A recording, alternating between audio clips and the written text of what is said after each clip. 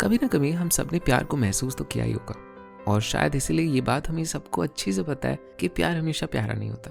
प्यार दुखता है, प्यार सताता है, प्यार गुस्सा भी दिलाता है, मगर इस गुस्से और इस दुख के पीछे भी प्यार छुपा होता है। कुछ ऐसे ही प्यारे प्यारे थॉट्स मेरे मन में आए last week when I got to watch the film memories in March, made in the year 2011। कहने को it is a Bengali movie, but most of the script was in English. In fact, it even won the National Award for the Best Feature Film in English in 2010, an award जो पिछले 8 सालों से किसी भी movie को नहीं मिली है। Despite this prestigious award though, the movie was a commercial disaster. Made with a budget of 1.5 crores, it grossed total about 14 lakhs worldwide. That is a disaster. But I think I understand why, and maybe you will too by the end of this video. Movie का plot काफी simple है। Aarti, played by the amazing Deepti Naval, को पता चलता है कि उनके बेटे सिद्धार्थ का मौत हो गया in a fatal car accident. She urgently comes to Kolkata from Delhi, और वो मिलती है सिद्धार्थ के बॉस अर्नब से, which is played by also the amazing Rituparna Ghosh. Aarti को इवेंचुअली पता चलता है कि हर सन Siddharth was in love with Arnab. वो शॉक्ड हो जाती हैं, दुखी हो जाती हैं, and even accuses Arnab of seducing her son. She wonders अगर सिद्धार्थ को कोई बीमारी थी। Arnab on the other hand, जो ऑलरेडी अपने लवर के चले जाने से इतने दुख में है, is suddenly hurt and angry. The story is about grief and it is about love. It is about how grief brings us together and how love has many flavors to it. कहानी के इस important mode पे जब इतने intense feelings से दोनों गुजर रहे हैं, feelings of love, of pain, of anger, एक गाना प्ले होता है। मनोरथी सजो अभी सरे पहलू सुनील बेस, काजर नयने सगज बयने कुसुमे सजानो केस, सखी हम मोहन भी सरे जाओ, बोलो हम एतत सुख कहाँ पाओ। इस गाने को करीब से देखने पर हमें एक मिश्रण दिखता है कई सारी भाषाओं का, कई संस्कृतियों का। इसमें संस्कृत की खनक है और बांग्ला की कोमलता, मैथिली की मिठास है और हिंदी की मासूमियत। जमुनार पर गहन अधर घनर पवन माझे, पिया से था मोर वेदना कतर मोहे लगे बैठे आछे, सखी हम मोहन भी सरे जाऊं, बोलो। तो क्या है ये भाषा? इसको जानने के लिए मैं निकल पड़ा एक सफर पे, एक ऐसा सफर जो मुझे ले चला इतिहास के उस दौर में जब कृष्णा भक्ति में डूबा हुआ था पूरा पूर्वी भारत। आपने कभी सोचा कि कृष्णा इतने यूनिक क्यों है? जनरली सारे कल्चर्स में भगवान को ताकतवर दिखाया गया, उन्हें काइंड हार्टेड दिखाया गया, महान दिखाया गया, बट शायद ही किसी भगवान को पेश किया गया है like Krishna, who is stylish, charming, flamboyant and even romantic. Even in India, compared to Sri Ram of North, जिनकी masculinity is far more conservative, hardcore and mature, Shri Krishna की masculinity is far more colorful, ornamental, expressive and dare I say even feminine. तो क्या ये कोई surprise वाली बात है कि people literally fall in love with Krishna? लोग पागल हो जाते हैं उनके प्यार में, उनके भक्ति में। कई तो उनसे शादी कर लेते हैं, कई कृष्णा को अपने बच्चे जैसा ट्रीट करते हैं। एक तरह से मुझे लगता है कि Krishna combines the two poles of north India and east India. North की serious conservative masculinity expressed as Shri Ram, combining with the fierce femininity of Kali and Durga in east to form this androgynous and flamboyant god that we all love.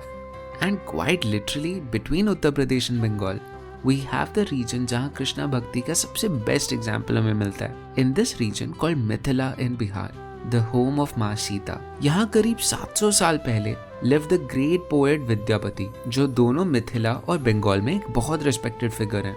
उन्हें मिथिला में मैथिल कवि कोकिल कहा जाता है और बंगाल में कविराज विद्यापति। विद्यापति जी के समय पे राजा शिवसिंह राज करते थे मिथिला पर। वो एक महान राजा थे और कृष्णा के भक्त भी थे। उनके पेट्रनेज में विद्यापति जी ने कुछ 500 से भी ज्यादा गाने कंपोज किए थे that celebrated the love of Krishna and Radha.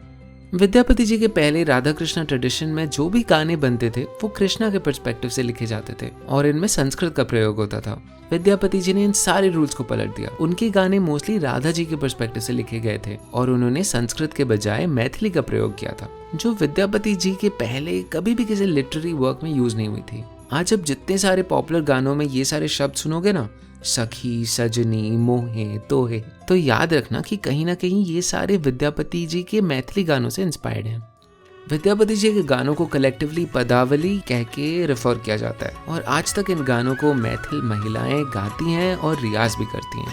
सखी है हमारा दुख नहीं ओर, सखी है हमारा दुख नहीं ओर, ई भर बादर माह भादर सुन मंदिर मोर। जब मिथिला में हिंदू राजा के साम्राज्य में कृष्णा भक्ति चल रहा था, तभी बंगाल में हुकूमत थी तुर्कियों की। मुस्लिम शासन में बंगाल की संस्कृत ट्रेडिशन रुकी गई थी, इसलिए बंगाल के संस्कृत स्कॉलर्स को मिथिला ट्रैवल करना पड़ता था अपनी स्टडीज के लिए।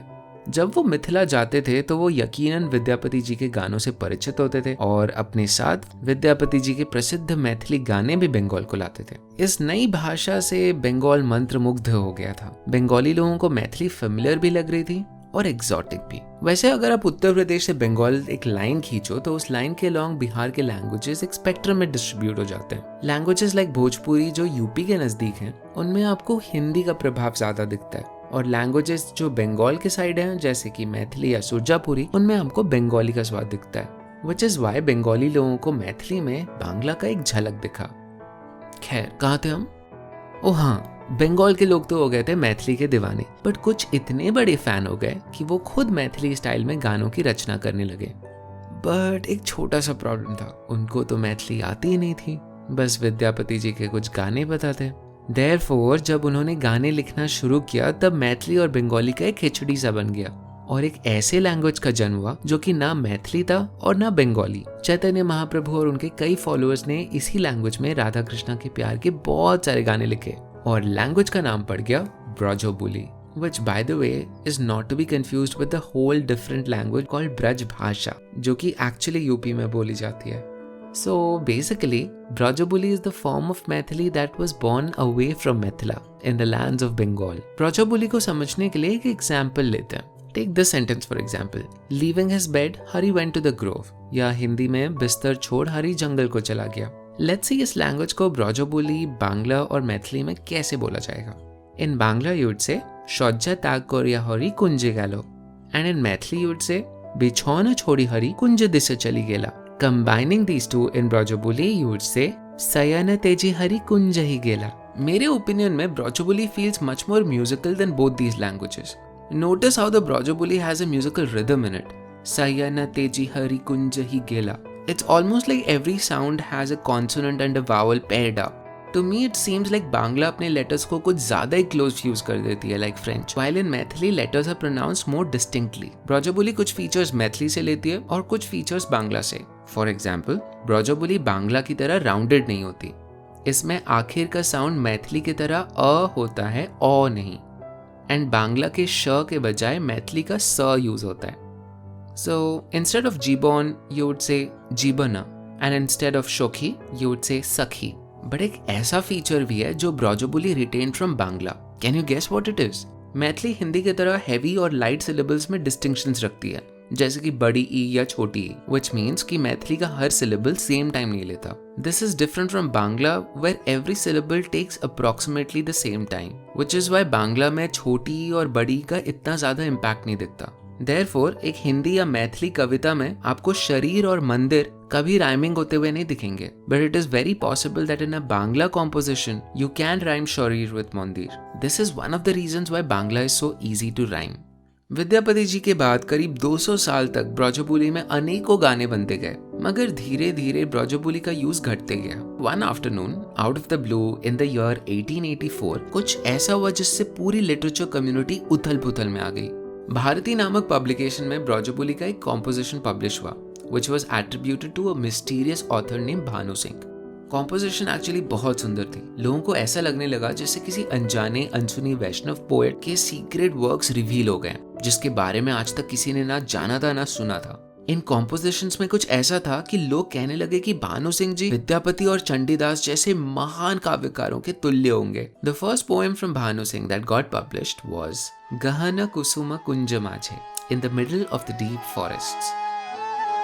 गहन कुसुम कुंज माझे मृदुल मधुर वंशी बाजे बिसरी त्रास लोकलाज सजनिया आलो गहन कुसुम कुंज माझे। Does that sound familiar to you?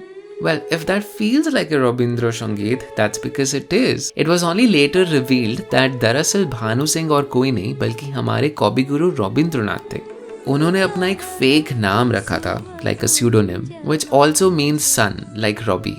वो इस pseudonym से ब्रजबोली में अपने गाने लिखते थे। उन्होंने गहन कुसुम 16 साल की उम्र में लिखा था। जी हाँ, 16 साल की उम्र में। ये सेम कविता जो लोगों को लगा था कि विद्यापति जी ने लिखा होगा। अपनी ऑटोबायोग्राफी जीवन स्मृति में वो लिखते हैं, मैं हमेशा से वैष्णव काव्यों को पसंद करते आया हूँ। ये भाषा जो मैथिली से काफ़ी मिलती जुलती है मुझे समझने में बहुत मुश्किल लगती है, but for that reason alone मैं ज़्यादा कोशिश करता हूँ इसे समझने के लिए। एक दोपहर जब बादल गरजने लगे थे और मैं अपने बिस्तर पर लेटा हुआ था तो मैंने इस इमिटेशन वाले मैथिली में लिखना शुरू किया, गहन कुसुम कुंज माझे। मुझे मेरा कॉम्पोजिशन काफ़ी पसंद आया। जो भी मुझे सबसे पहले मिला मैंने उसे अपना पोएम दिखाया। एज आई न्यू उनको कुछ समझ में नहीं आया, बट वो अपना सर नॉड करते हुए बोले गुड, वेरी गुड। फिर मैंने अपने दोस्त को बोला, पता है मुझे एक पुराना पेज मिला है आदि ब्रह्मो समाज लाइब्रेरी में जहाँ से मैंने ये पोएम्स कॉपी किए हैं। लगता है ऐसा है जैसे किसी old Vaishnava poet named Bhanu Singh has written this. ये कहते ही मैंने उसे अपने पोएम सुनाए। वो अचंभित हो गया। वो कहा, ये स्वयं विद्यापति या चंडीदास भी नहीं लिख सकते, इन्हें हमें ज़रूर पब्लिश करना चाहिए। फाइनली मैंने उसे बताया कि ये तो एक्चुअली मैंने लिखा है। गहन कुसुम कुंज माझे में 16 वर्षीय टैगोर कल्पना करते हैं कि कृष्णा के इंतजार में राधा क्या सोचती होंगी। इस इंतजार के समय वो प्रकृति के भांति भांति सुंदर चीज़ों को देख अपना प्रेम बखान करती हैं। मैं टैगोर की रचनाओं से इतना परिचित तो हो चुका हूँ कि मुझे पता है कि वो कुछ भी जब बनाते हैं तो उसमें कुछ डेप्थ छुपा होता है। बट देन 16 साल की उम्र में कोई क्या ही डीप थॉट सोचेगा, बस राधा कृष्णा का स्टोरी शायद उन्हें अच्छा लगा होगा। फिर कुछ दिनों बाद ना मैंने उनका एक गाना सुना, एक बांग्ला गाना जो उन्होंने 75 के एज में लिखा, almost 50 years after he road गहन कुसुम कुंज माझे।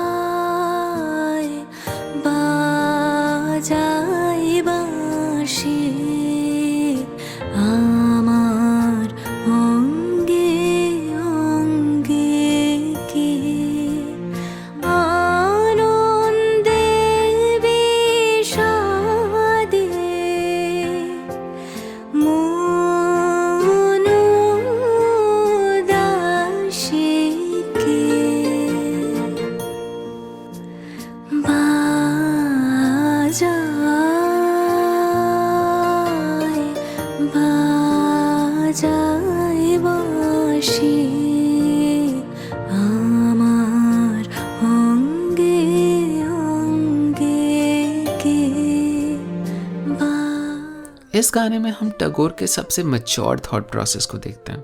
He knew why so many poets used Radha and Krishna as a metaphor. Amar onge onge ke bajaye bashi, who plays the flute touching my whole being. इस गाने में specifically Radha Krishna को mention तो नहीं किया गया है, but the metaphor of flute that he has used, it almost feels like he has written a deconstructed version of Vaishnava poems. मतलब उन्होंने एक कॉम्प्लेक्स फीलिंग के एसेंस को कैप्चर किया है यहाँ पे। I think according to Tagore, Radha हम हैं, हर जीव में बसा आत्मा जो कि कृष्णा यानी परमात्मा को सदैव चाहता है। परमात्मा को हर जीव पसंद है, जैसे कृष्णा को हर गोपी पसंद थी, और इस वजह से राधा रूठती है, जलती है और कृष्णा से शिकायत भी करती है कि कृष्णा तुम बस मेरे हो। I think at its core Brajabuli is a metaphorical language. ये एक जरिया थी प्रेम जाहिर करने के लिए ईश्वर को through the stories of Radha and Krishna.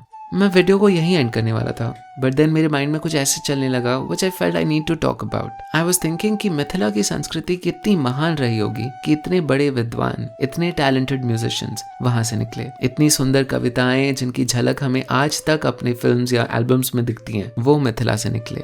कितनी मीठी और सुंदर रही होगी ये सभ्यता कि बाहर राज्यों से लोग मिथिला आते थे विद्या प्राप्त करने। कितनी महान रही होगी मिथिला की लेगेसी कि भारत के सबसे क्रिएटिव इंसान, well at least in my opinion, स्वयं टैगोर मैथिली ना समझने के बावजूद उसकी खुशबू से मंत्रमुग्ध हो गए थे। कितनी आकर्षक रही होगी मैथिली कि एक पड़ोसी राज्य उसे कॉपी करने के प्रोसेस में एक नया लैंग्वेज बना डाले। आज जब मैं सोचता हूँ कि मिथिला की भूमि को ऐसे अश्लील और बेहुदा गानों से जोड़ा जाता है, तो मुझे एक पूर्वी भारतीय होने के नाते बहुत दुख होता है। मुझे दुख होता है जब मैं मिथिला के आर्थिक डेटा को विजुअलाइज करता हूँ और मैं देखता हूँ कि मिथिला भारत के सबसे गरीब अंचलों में से एक है। और मुझे दुख इस बात का होता है कि बिहार का इकलौता भाषा होने के बावजूद to be part of India's 22 scheduled languages, देश में कितनों को नहीं पता इस खूबसूरत संस्कृति के बारे में। मैं अपने बिहार के भाई और बहनों को यही कहना चाहूंगा कि मत भूलिए कि जिस देश में आप रहते हैं उसकी नींव रखी गई थी आपके राज्य से।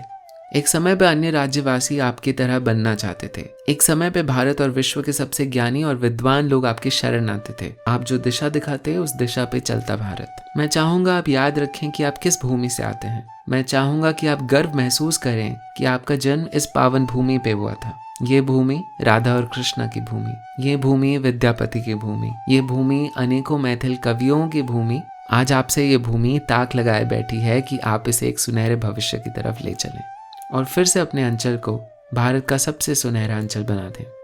इसी के साथ मैं आपसे विदा लेता हूँ, इस वादे के साथ कि मैं फिर लौटूंगा एक नई कहानी के साथ, भारत के अनेकों सुंदर भाषाओं में से किसी एक प्यारे अनजाने अनसुने भाषा को आपके समक्ष रखने। तब तक के लिए इजाजत दें। वीडियो अच्छा लगा होगा तो सब्सक्राइब कर देना। बाय।